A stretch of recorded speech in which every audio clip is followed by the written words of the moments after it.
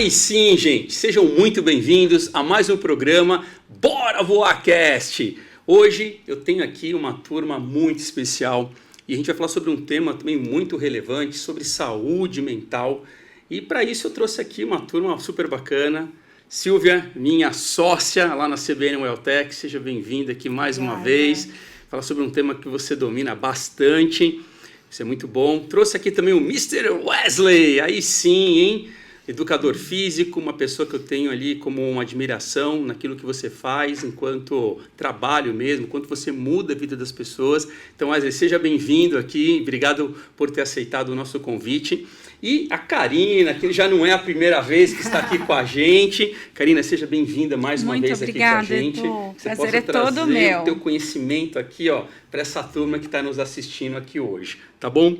Pessoal, para a gente dar aqui o nosso pontapé inicial, eu quero trazer um pouco de um pano de fundo, vamos usar dessa forma, né? A gente fala muito sobre saúde mental e como um fator essencial na gestão de pessoas, e aí talvez a Karina com esse olhar, na verdade, mais de RH, e vocês aqui como os profissionais que têm uma escuta do outro lado, quantas pessoas que procuram vocês para falar sobre uma série de coisas, reclama, elogia, tem tanta coisa, saúde que não está boa. Como é que a gente mantém esse equilíbrio, né? A gente percebe que, principalmente pós-pandemia, o que aconteceu na nossa sociedade, esse adoecimento das pessoas na parte mental, né? O surgimento de questões como pânico, burnout, ansiedade que está ali gritando. Então é um pouco disso que a gente quer conversar aqui com vocês. E para começar, a Silvia, mas para os íntimos, Silvinha, Sil, não é? Exatamente. Eu chamo de Silvinha, você chama de Sil. Então, para vocês que estão nos assistindo, podem chamar de Silvinha ou de Sil, tá bom? Aqui é um bate-papo de amigos, e a ideia é que a gente possa levar um conteúdo relevante para vocês sobre temas que têm impactado a nossa geração, né? Sim. Silvinha, me fala um pouquinho sobre esse panorama de saúde mental, não só com uma perspectiva, ou pode ser só o Brasil, mas se você puder amplificar um pouquinho isso, como é que tem sido isso no mundo? Se tiver alguns dados, alguma coisa, traga pra gente, por favor. Sim, prazer estar aqui, Edu. Muito obrigada pela oportunidade. É muito bom porque a conscientização e o alerta, eu acredito que possa fazer a diferença da gente começar com gotinha de beija-flor, né? Buscar um caminho, um processo para reverter números e uma condição que está alarmante, né? A OMS divulgou recentemente que nós temos uma média de 75% no mundo. Uau. Os colaboradores adoecidos com diagnóstico de doença mental. É assustador isso. É assustador. Né? Em alguns casos, em algumas situações, você vê, principalmente o meio, os gestores do meio chegam a 80%. Então, o gasto e a preocupação é enorme. Pós-pandemia, esse número aumentou, né, na população de uma maneira geral, mas as empresas estão tendo um olhar para descobrir, tentar estruturar de que maneira lida com essa nova situação. Porque tem um contexto pós-pandemia, mas tem a nova geração, tem, né, o conflito entre o olhar de uma geração, que a maioria já são os gestores e os novos colaboradores. Então, tentar achar esse caminho do meio. Outro número alarmante, né, de uma maneira geral. O Brasil é o primeiro em transtorno de ansiedade. Nós estamos conhecidos como o país mais ansioso. Nós temos 1 em cada 10 com diagnóstico fechado com transtorno de ansiedade. O que entra no transtorno de ansiedade? Um pouco do que você já falou. A ansiedade como um todo, ela se manifesta de algumas formas. O obsessivo-compulsivo, o TOC, as fobias, né? As pessoas cada vez ficando com mais limitações de ir e vir, que vem pela fobia, a síndrome do pânico. E na depressão, nós estamos entre os 3. Uau! Primeiros em número de pessoas deprimidas. O Silvio, só um parênteses que você está falando assim, é super relevante que você está trazendo para a gente, porque a gente escuta falar muito sobre isso, que a gente sabe que tem um impacto, mas talvez a gente não tenha essa dimensão, e as pessoas que estão nos assistindo não tenham a dimensão do volume que isso tem representado. Quando você fala de 80%, isso é crítico, né? E qual é o resultado que isso está sendo, está imprimindo dentro de uma empresa, numa sociedade? Desculpa, era só um parênteses mesmo. Imagina. E na sociedade você pensa, 1 em cada 10 com diagnóstico, pensa nos seus familiares, pensa na sua casa. Eu, na verdade, acredito que o número é maior. Porque esse número é com diagnóstico, para entrar no índice. Alguém que já passou num psiquiatra, que já passou num clínico geral, e foi diagnosticado e entrou para um índice. Quantas pessoas estão falando em casa que estão sofrendo, que estão tendo crises, que estão deprimidas e ainda não tiveram a oportunidade, ou ainda não conseguiram entender o que é para entrar nesse número? Eu acredito que o número seja maior. Né? Então, o quanto nós precisamos falar e pensar sobre isso. Então, obrigada por essa oportunidade. Espero, né, que a gente possa contribuir para essa conscientização e a busca, né, como eu falei, de um caminho para melhorar. Nós vamos entrar um pouquinho mais daqui a pouco nesse assunto, Silvinha.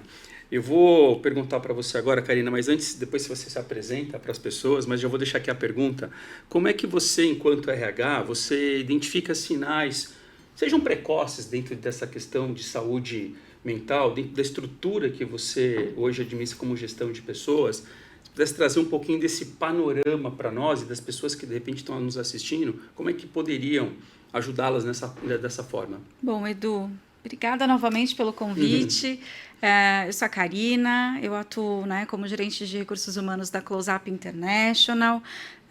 Tenho aí, né, quase 200 vidas, né, diretas aí, fora as indiretas, os seus dependentes, e os dados são muito alarmantes. O RH ele sente na pele, literalmente, a instabilidade pós-pandemia. Como que nós percebemos? E aqui eu deixo até também uma dica, né? Como que o RH ele pode ajudar a diagnosticar, a pré-diagnosticar, né, Silvinha? Comportamento. Às vezes, os sinais eles não são tão claros, e por isso a gente precisa sempre da ajuda da gestão.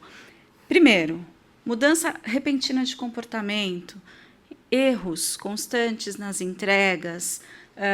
Eu brinco que a gente precisa ter um emocionômetro dentro da empresa. E depois eu falo um pouquinho sobre isso. Mas os erros constantes, uma mudança repentina de comportamento, agressividade, uma resposta mais atravessada. É muito importante a gente mapear as pessoas. Ter uma cultura aberta na empresa, ela permite com que as pessoas elas coloquem para fora aquilo que elas sentem.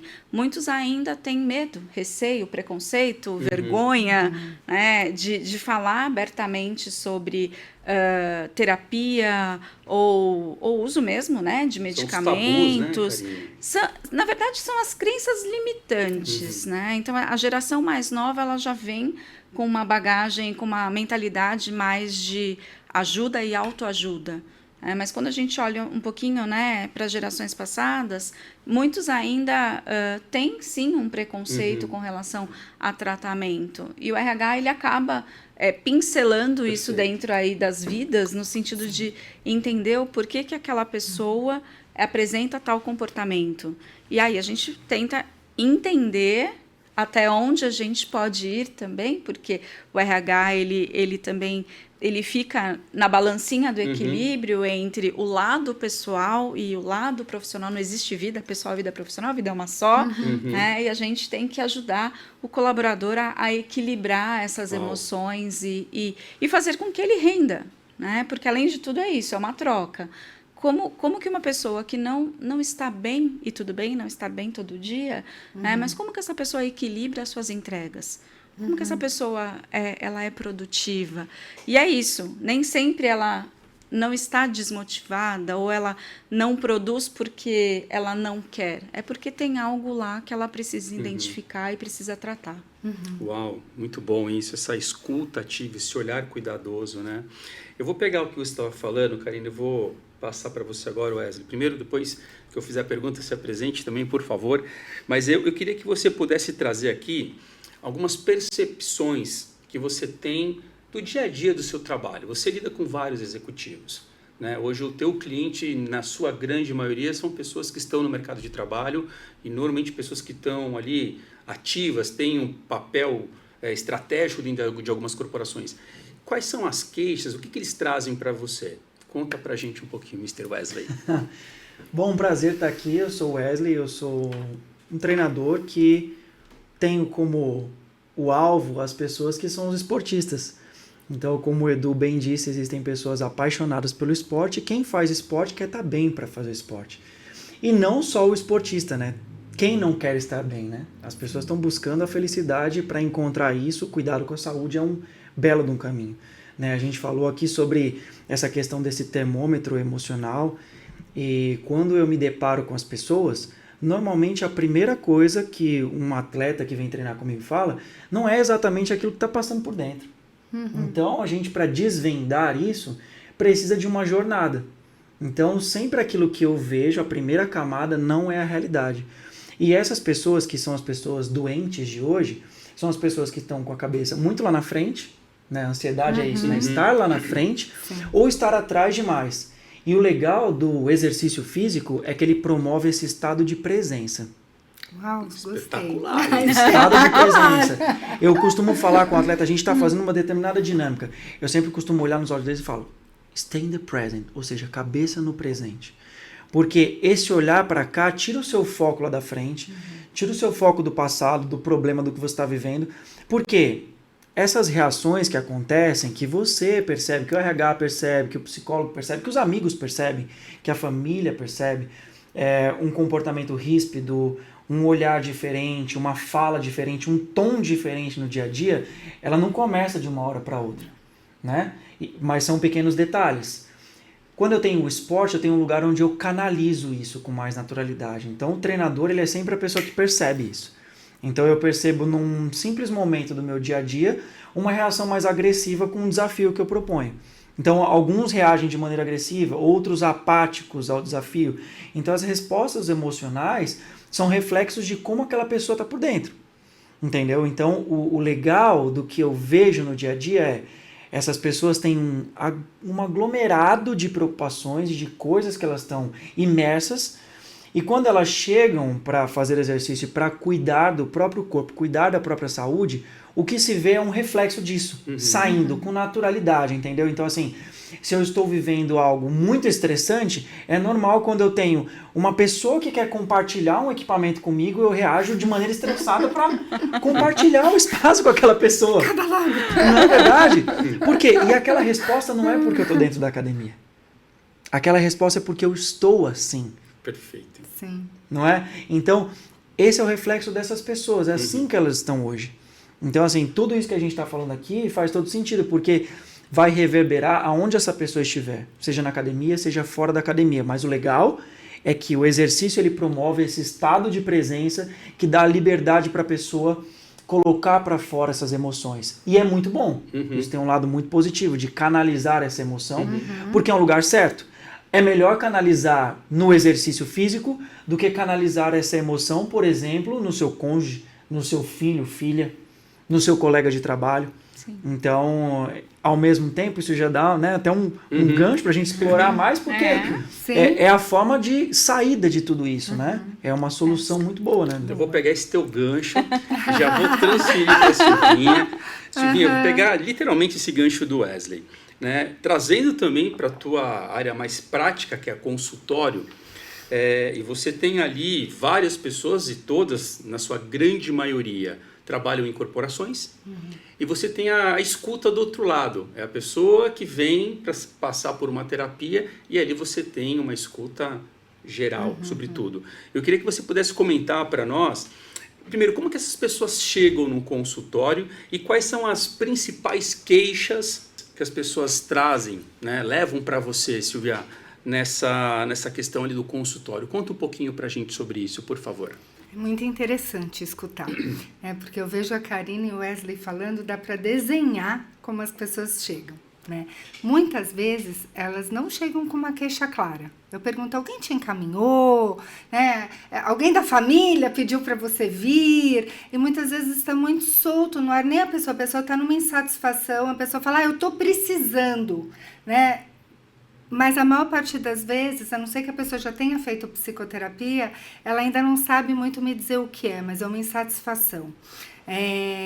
O que o Wesley falou, né, do estar no futuro, né? O transtorno de ansiedade, ele tem essa característica de estar no futuro.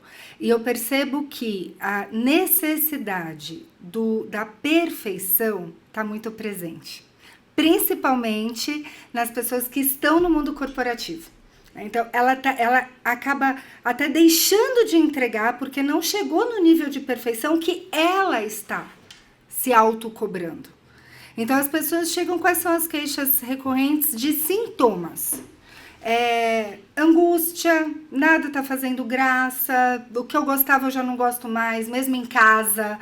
Então, se eu gostava de assistir uma série, se eu gostava de sair, eu não quero fazer mais nada, eu tô com preguiça de pessoas, eu não quero sair quando as pessoas me convidam. Coração palpitando a maior parte do tempo, em alerta, insônia, até dorme porque tá exausto, mas acorda várias vezes à noite, acorda cansado pro dia seguinte, né? Tem um outro momento que houve um comentário do domingo, as pessoas falam, tem algo errado, porque domingo eu choro, já me dá um nó na garganta, meu coração dispara, eu não quero que chegue segunda-feira. Então, a fala e os sintomas passam muito pela sensação de alerta, de choro, de insônia e alguns no transtorno alimentar. É muito característico da mulher compensar, ter essa satisfação, porque comida é afeto e está ao alcance da mão. Então, de alguma maneira, eu preciso esquentar o coração. Então, eu vou trazendo compensação desse cansaço, dessa insatisfação, muitas vezes, naquilo que depende só de mim, minha comida. Então, você tem alteração do apetite, você tem insônia e você tem sintomas no corpo. Uma coisa interessante, até para trocar aqui com o Wesley, até pouco tempo atrás, a gente tinha menos diagnósticos, por exemplo, de depressão e mais do físico, a parte reumatológica. As pessoas falavam de LER, as pessoas falavam de dores no corpo, dor na coluna, e quando você investigar um pouco mais, era emocional. Uau. Você tinha um diagnóstico de ansiedade, de depressão, só que as pessoas não assumiam que era emocional, e quando ia para o médico, a maior parte das vezes o diagnóstico vinha da parte física. Então, parte, eu acredito, tanto pós-pandemia, mas dos diagnósticos estarem mais corretos, né? O gatilho ser emocional. Tinha até uma parte que eles diziam que parecia que todo diagnóstico era o estresse, né? Então a gente tinha dificuldade de aprofundar ainda, tinha pouco conhecimento, dava pouca importância para isso, mas conforme aumentou a procura e automaticamente por conta da demanda, aí foram investigar e a gente hoje consegue detalhar melhor isso, né? Então a gente consegue ter a assertividade no diagnóstico, não é mais só o estresse. Um achômetro, né? Exatamente. Eles têm o CID já direcionado sobre isso também. Sim. Eu vou pegar esse gancho de vocês, a Karina agora trazer para você, Karina, com uma visão com o lado... A gente pega esse gancho do lado de quem escuta, um colaborador seu, provavelmente, que está indo procurar uma terapia ou a prática do exercício. Como é que você, ali enquanto gestão de pessoas, tá? A questão da liderança, da cultura da empresa, para você desenvolver esse formato de uma cultura organizacional que cuida dessas pessoas. Como que tem sido isso para vocês? É uma cascata, né, Edu? Então, o líder, para ele escutar, né, o seu liderado, ele também precisa se conhecer. Ele precisa entender como que as emoções dele estão, para que ele saiba acolher um colaborador que precisa de uma atenção especial. Eu brinco que a gente não consegue, né, saber se a pessoa está bem num bom dia, num sorriso, numa rede social, né? Só que o líder, ele tem sim, né, que ser aí o alquimista, como a gente fala, que o RH muitas vezes é o mágico, que é olhar para o seu colaborador e entender como que ele está no âmbito familiar, no âmbito pessoal, nas suas rotinas. Por quê? Quando eu olho, né, e vejo um líder trabalhando de forma igual com todos, então vou colocar aqui uma prática. Vamos fazer uma reunião. Eu sento com todo mundo, coloco todo mundo numa mesma mesa repasso os objetivos, repasso as atividades de todos e ok. Se aquela pessoa que não está bem, ela está no momento de procrastinação, o líder ele não vai entender. Então, o que a gente aconselha e o que a gente vem, né, lá na Close Up pregando, faça one-on-one. Sente com o Edu, com a Sil, né, e entenda como aquela pessoa está naquela semana. Sim. Se você não consegue sentar uma vez por semana com o seu colaborador, uma chamada, né, virtual, um Teams, mas entenda e direcione a pessoa para que aquela entrega seja feita dentro do prazo, para que mude a rota, né, caso algo não esteja bem, e que também dê essa segurança psicológica para que a pessoa consiga expressar o momento que ela está vivendo. Eu recebi um contato uma vez de um colaborador que ele falou assim, de um gestor, e falou, olha, eu preciso que você converse com a pessoa para entender o que está passando. E a primeira pergunta foi, mas você já conversou com ele? Pois é. Porque Sim. é isso, a liderança ela precisa estar no dia a dia das pessoas. Também, É escutativa e, na verdade, é você entender a necessidade. Muitas vezes eu estou conversando com alguém, a pessoa está no celular, está no computador, está dispersa. E quando eu vou conversar com os colaboradores, é olhar no olho, Perfeito. é chamar para um café, é acolher. Então, você acolhe a pessoa e você entende o momento que ela está passando. Não é fácil. Tem pessoas que não se abrem e aí você acaba indo pro consultório justamente porque eu não quero trazer para o RH. As pessoas ainda têm medo de trazer temas psicológicos para o RH, né? Eu vou ser mandada embora. Não, né? O olhar do RH ele vem mais para o humano. Nós estamos, sim, trabalhando com pessoas. A empresa ela só vai crescer quando a gente escutar e entender a necessidade do indivíduo. Uau, muito bom. Só fazer uma consideração, né, escutando a Karina, da dificuldade que eu vejo, né, Karina? Eu imagino que, eu penso, pela minha escuta em clínica, que a coluna do meio é a que mais está sofrendo. É o hamburguinho, né? Ele fica na pressão de cima e embaixo ali. Porque o gestor é orientado a fazer esse acolhimento. Ele tem os seus colaboradores, ele tenta, né? Alguns abraçam, tentam estar ali. A empresa disponibiliza e tem ficado mais atenta a disponibilizar os benefícios, Sim. algumas ações de qualidade.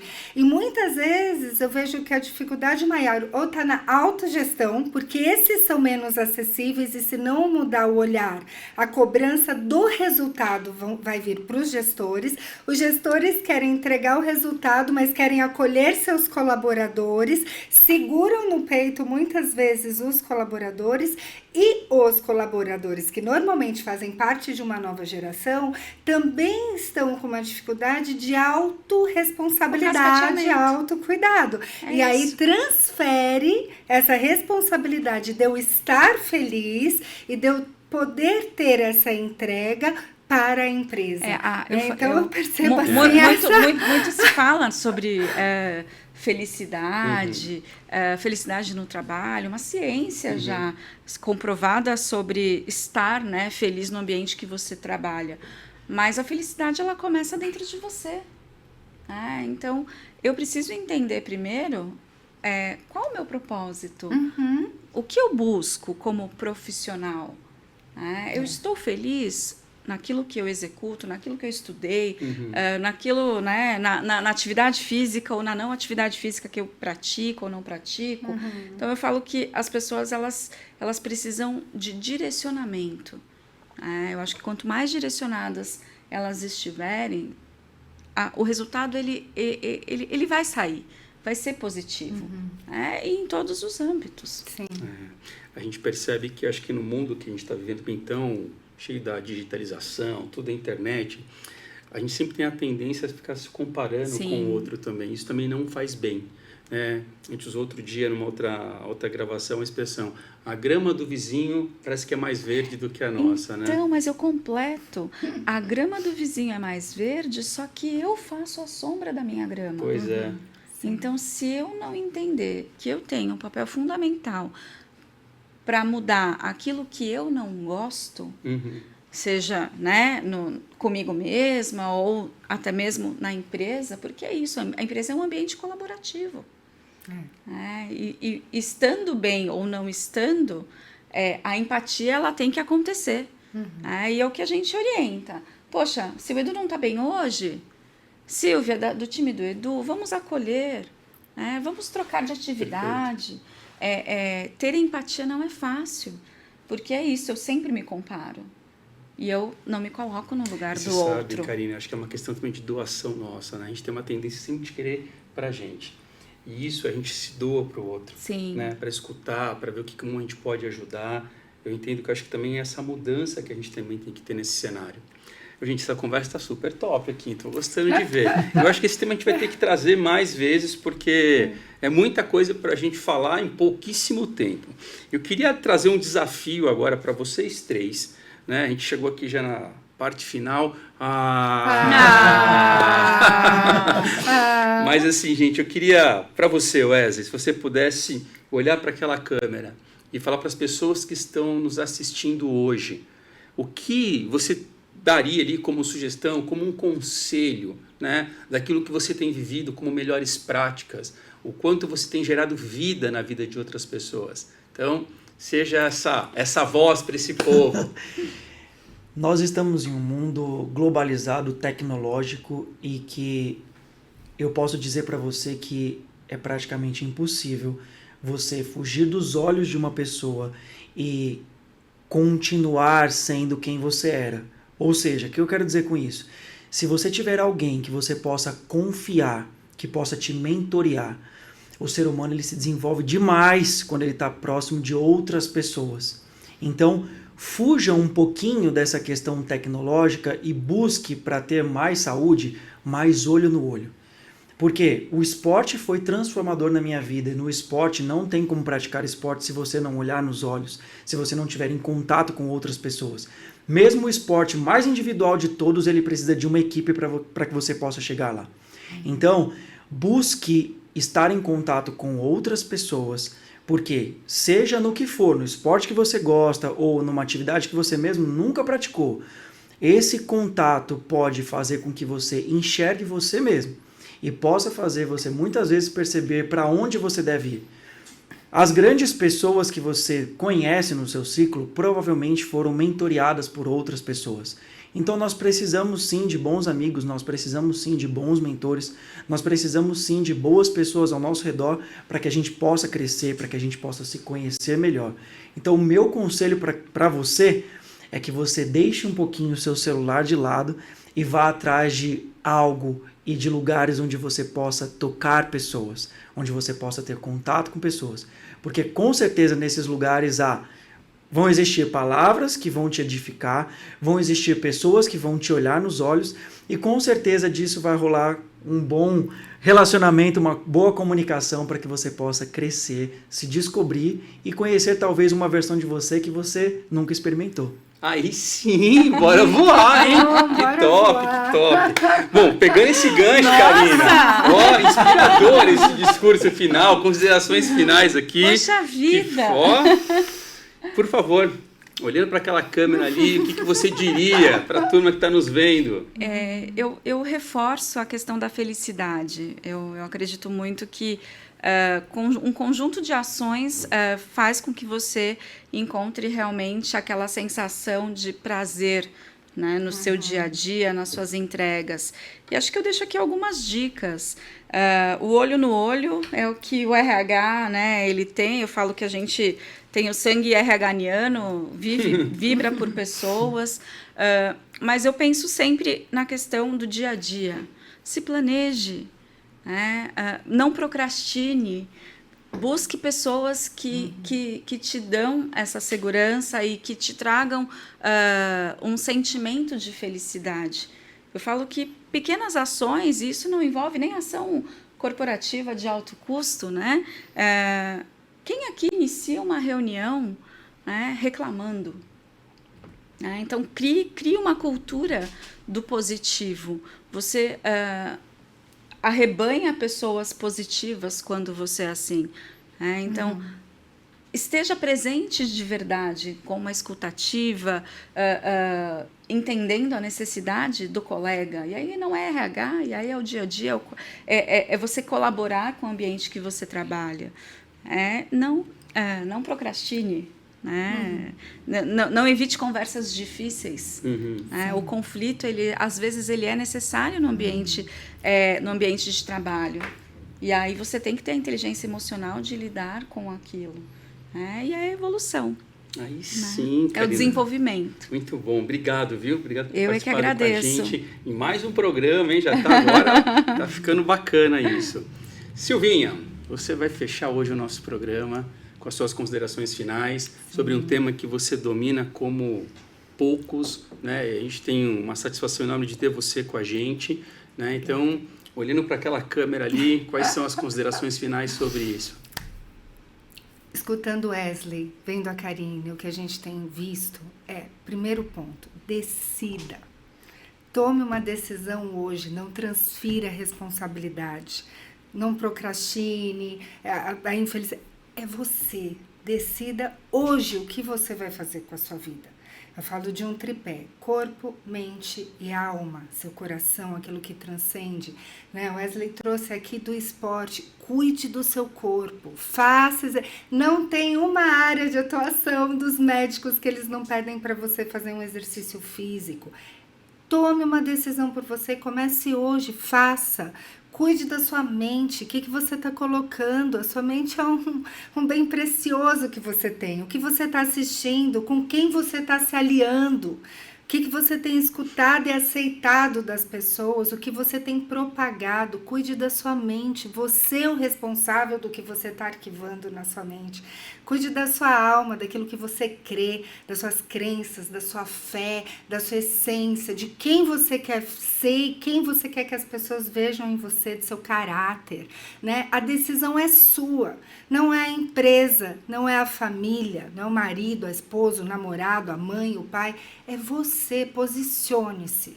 Porque se você se posicionar com a meta, com um caminho para buscar, sim, com rede de apoio, psicólogos, personal, nutri, psiquiatra, se necessário, né? A sua religião, a sua fé, rede de apoio. Ainda bem que não estamos sós, mas a iniciativa e a decisão tem que ser sua. Escolha por você. Escolha fazer bem para você e transbordar. Porque você vai influenciar e você vai afetar o seu sistema também. Você não é único, né? Aquilo que você decide por você afeta as pessoas que você ama e que você convive. Então, decida bem. Decida por você. Uau! Aí sim, gente, ó. Parabéns para vocês. Uma alegria enorme tê-los aqui com a gente hoje. Né, foi um tema, eu vou colocar na próxima pauta, com certeza. Então, com certeza, vocês vão ser convidados novamente para esse bate-papo. Eu espero que a gente possa ter impactado a vida de muita gente. Né? Você que está ouvindo, está assistindo, né, essa programação, que você possa compartilhar com muitas pessoas. Né? São mensagens que a gente trocou aqui que geram vida. Né? Independente se está no mundo corporativo, é no mundo. Né? A gente precisa propagar isso, né? Essa mensagem do bem, para que possa gerar vida na vida de outras pessoas. Então, para a gente é um privilégio tê-los aqui conosco. Obrigado mais uma vez, muito Silvinha, obrigada. Wesley, Karina. E até o próximo programa. Gente, muito obrigado e bora voar! Aí sim, tchau, gente!